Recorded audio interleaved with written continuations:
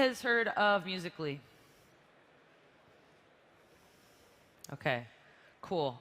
Our next guest is sure to entertain you then. Please welcome to the stage Alex Zhu and our moderator, Josh Constine.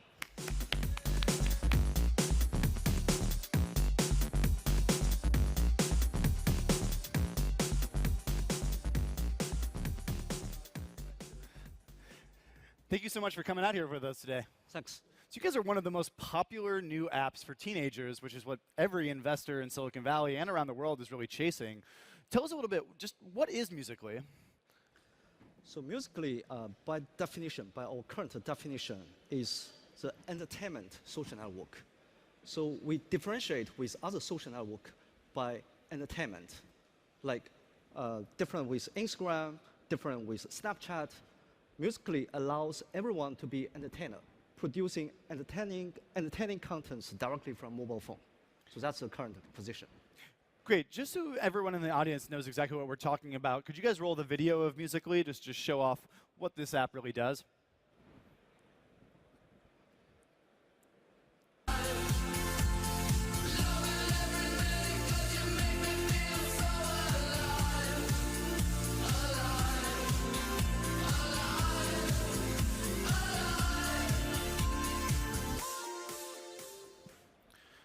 So you guys are doing pretty well. You actually have some new stats to announce, right? That's right. So right now, we do have over 130 million registered users in total, globally. Mm-hmm. And the monthly active users is over 40 million, and it's still growing pretty steady. Oh, 40 million monthly users is pretty remarkable, especially for being an app that basically nobody over 25 has even heard of. But it's become extremely popular with teenagers. You know, they can do lip syncing. A lot of kids do dancing with it, but they also use it for visual communication. That's right. Yeah. So, but my real question is, you know, we love karaoke. The TechCrunch team actually goes out for karaoke after the end of each Disrupt just so we can blow off some steam. But you know, it's not something I want to do every single night. So tell me why Musical.ly isn't going to end up being just a fad that blows over. So first of all, Musical.ly is not about karaoke. Okay, karaoke is a very interesting form of entertainment. But the issue with karaoke, there are two issues. One issue is, even though a lot of people want to do it, only 10% or less of the population can do karaoke really well and want to share it, right? So that's one thing. Second thing is, for karaoke, if you build a video community around it, all the videos would be just a person singing. And that video, from visual point of view, is quite boring. There is no enough diversity about it. So Musical.ly started with lip syncing. And the beauty of lip syncing is everyone can do it, and everyone thinks their videos are perfect. It's like celebrities. And the good thing about lip syncing is you can do very different things. You can do comedy, you can dance, you can, do all kinds of things. But to answer your question directly, lip syncing is how Musical.ly gained the early popularity, right? Because we lowered the barrier to content creation. However, Musical.ly is far more than lip syncing. So ever since July last year, when we were #1 on App Store downloads, we decided content diversification and use case diversification is super, super, super important to us. Musical.ly has to evolve into a more generic platform. The way I look at it, when you want to grow your product from 0 to 1, you want to be a brush, meaning you have to be very specific. You have to solve a specific need very well. Mm-hmm. But once you reach 1 and want to grow into X, you want to be a canvas. You want all kinds of things to happen on this blank canvas. And that's exactly what we are doing right now. But at the end of the day, you're still really based around music. It's still very performative. Is that able to be flexible enough to keep up with truly customizable platforms like Snapchat and Instagram where you can do anything you want? We believe so. So based on the usage data in the past few months, the percent of lip syncing contents and also music related contents are decreasing over time. And we see more and more original videos like comedy, like sports, and fashion and makeup videos rising. And also, we are in the process of providing more and more content format in the platform. Several months ago, we released Lively, which is a platform for live streaming, as you probably see from the previous video. Live streaming is becoming super popular in China, but also very popular in the US right now, especially within the teenagers. So I get why people are enjoying it for the music-related stuff, but Yes. do you feel kind of stuck in that trend? Because a lot of people might, at first, when they look at Musical.ly, say, Right. "Oh, this is just for lip syncing and dancing, and Right. I don't want to lip sync, or I'm not a good dancer." Right. And does that turn them off of the platform? Whereas they might say, "Oh, I could do anything on Snapchat." So I'm really just trying to break down why this isn't something that you think in 2 years isn't going to go away. Like, why isn't it going to go away? The way I look at it, the most important assets of a social network, what is that? It's not really the content, it's really the social graph. So within our current demo, we did a lot of social graph analysis. There is one thing good about us is 25% of the daily active users are content creators. So that's an extremely high ratio. Because you have so many content creators, so these content creators, they will connect with each other, right? They will form the social graph in the application. And because now we got the user penetration good enough, especially in the US, in UK, and other European countries, so a lot of users, they do have their real-world friends connected on Musical.ly. And then based on the social graph, we can do many different things. Now we've seen parents be the death of a lot of teen social networks. You know, once the parents get on there, the kids Yes. don't really want to be there anymore. You know, how are you dealing with that problem?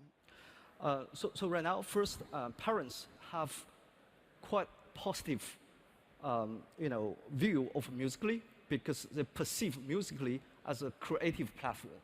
They see their kids spend hours every day on Musical.ly producing very creative contents. So I think right now we're in a good relationship with parents and also in schools.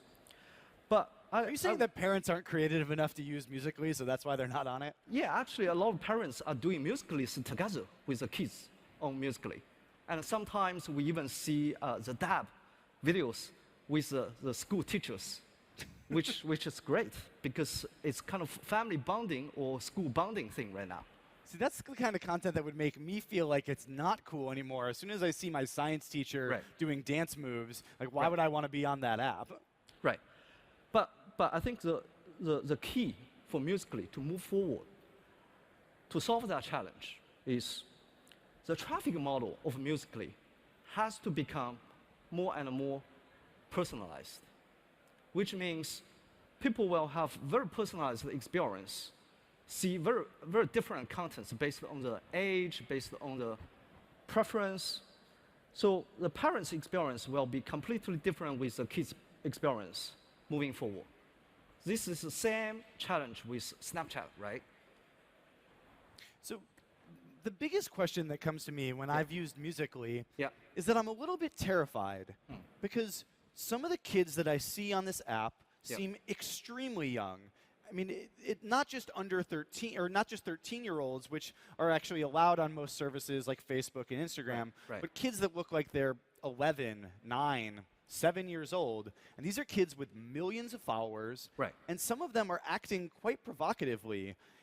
Does Musical.ly abide by the child online privacy protection rules? Absolutely. How do you guys abide by that? Because you don't So- ask users for their age. Right, so that's actually complying with the regulation. That sounds We like don't- that's feigning ignorance, though. Right, but we could do something similar to Snapchat, right? Collecting the age, the year of birth. But those kids, they will anyway say they are over 13, right? So that doesn't really change the conversation. For us, the most important thing is we have to make sure the environment is safety.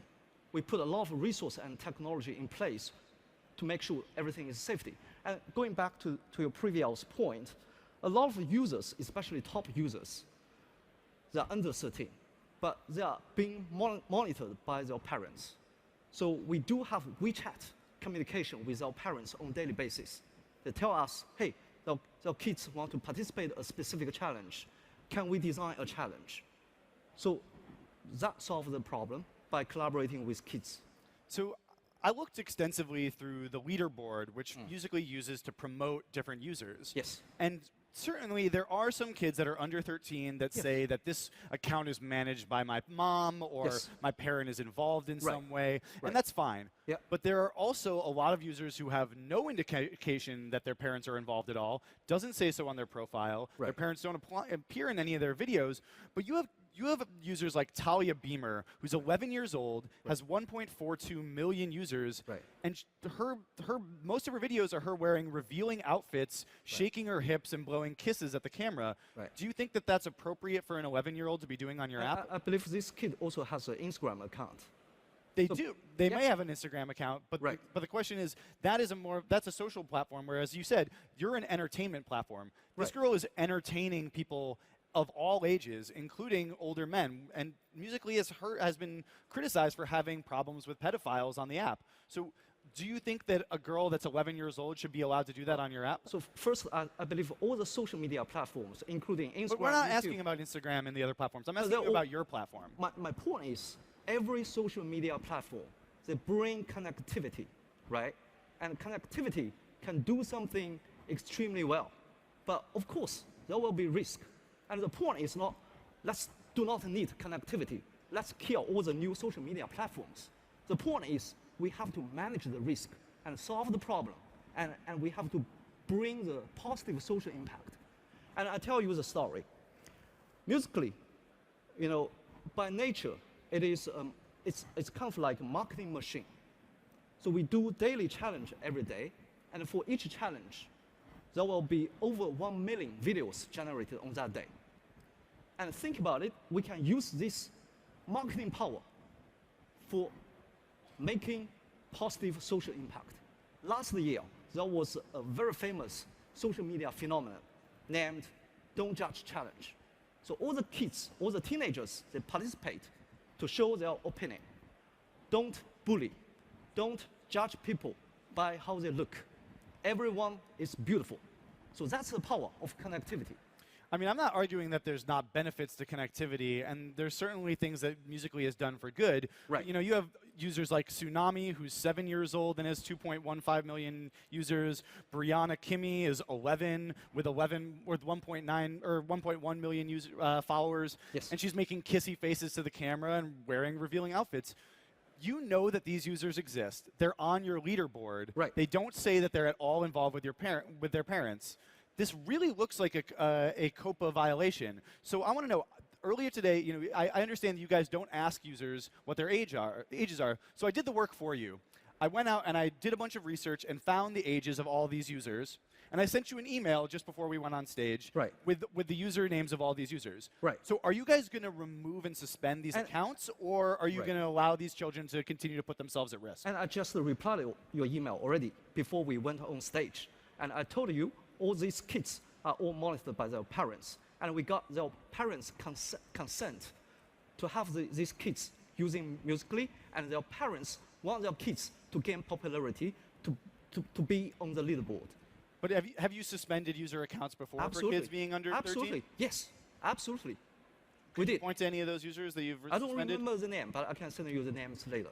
And we check all the emails, from our support email. If any parents say, hey, my kids are using Musical.ly without getting my permission, we will remove the account within 10 to 15 minutes. What about if somebody else reports a kid? Yeah, we will do the same.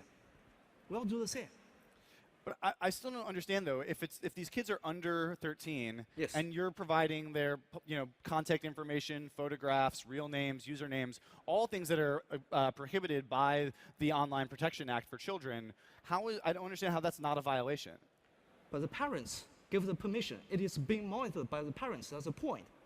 But there can't be that all these kids. I mean, so many parents don't even know what this app is. But if you go How do all? You're telling me that every kid that's under 13 on your platform has their parents' permission? I can't guarantee.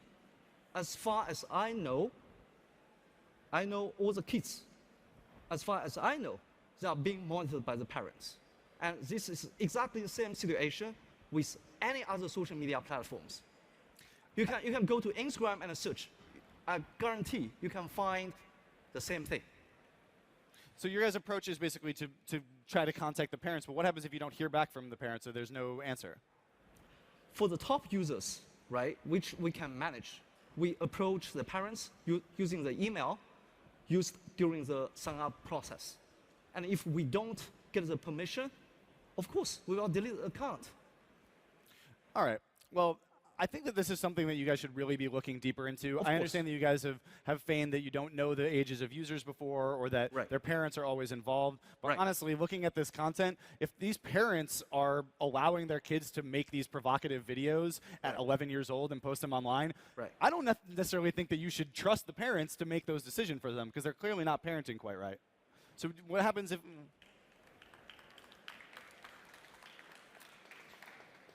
All right, so let's talk a little bit about how you're working with the creators. A lot of social media platforms don't necessarily have a very good relationship with their creators. Are you guys how are people on Musical.ly making money, and how are you ensuring that these creators don't go to other platforms? Because as we've seen with Vine, creators can easily slip to other platforms, leading to a precipitous drop in usage.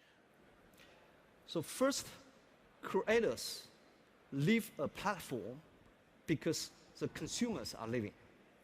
As long as the consumers are engaged, the creators won't leave because there is good enough engagement. So the key is not to make the creators happy. The key is to create a product model that retain those consumers. And the key difference between Musical.ly and Vine is, on Musical.ly, we lower the barrier to content creation.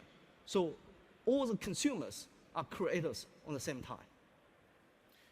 So what happens if Snapchat creates a lip-syncing filter or offers this kind of functionality on a completely open-ended platform which doesn't have the same kind of rules and constraints which can promote creativity but also restrain flexibility of usage? What happens if Snapchat makes a Musical.ly filter or copies you the way that Facebook copies Snapchat? I think the result could be very similar to how Facebook created their own Snapchat version, right?